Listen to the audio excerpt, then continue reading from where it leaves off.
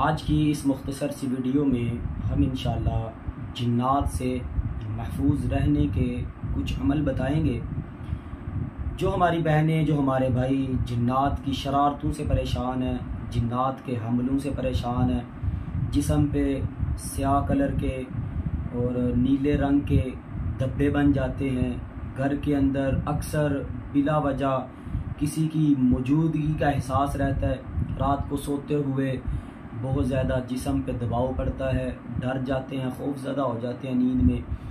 تو ایسے ہمارے بھائیوں کے لیے، ہماری بہنوں کے لیے نبی صلی اللہ علیہ وآلہ وسلم کے بتائے ہوئے کچھ اعمال ہیں، وہ عمل آپ لازمی کریں، انشاءاللہ ان جنات کی شرارتوں سے محفوظ رہیں گے۔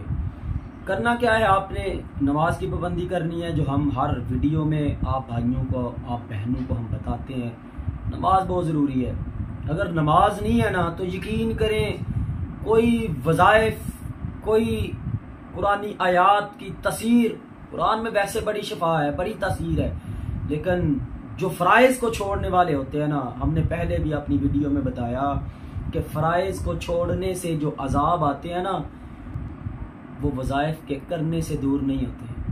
اس لیے آپ فرائض کی پابندی لازمی کیا کریں، جو فرض چیزیں اللہ نے کر دی ہیں نا اس کی پابندی آپ لازمی کریں، ٹھیک ہے۔ اس کے ساتھ ساتھ آپ روزانہ، نبی صلی اللہ علیہ وسلم کا فرمان ہے، جو بندہ روزانہ لا الہ الا اللہ وحدہ لا شریک لہ لہ الملک ولہ الحمد وہو علی کل شیء قدیر، یہ کلمہ، یہ دعا اور یہ توحید کا کلمہ، اللہ کی وحدانیت کا کلمہ جو 100 دفعہ صبح پڑھ لیتا ہے، شام تک شیاطین جنات کے حملوں سے، ان کی شرارتوں سے محفوظ رہتا ہے۔ اسی طرح جو بندہ شام کو پڑھ لیتا ہے لا الہ الا اللہ وحدہ لا شریک لہ لہ الملک ولہ الحمد وہو علی کل شیء قدیر، شام کو پڑھ لیتا ہے، صبح تک اللہ تعالیٰ اس کو اپنی حفاظت میں لے لیتے ہیں۔ شیاطین جنات یہ چیزیں انسان کو نقصان نہیں پہنچا سکیں گی، انشاءاللہ شر نہیں پہنچا سکیں گی۔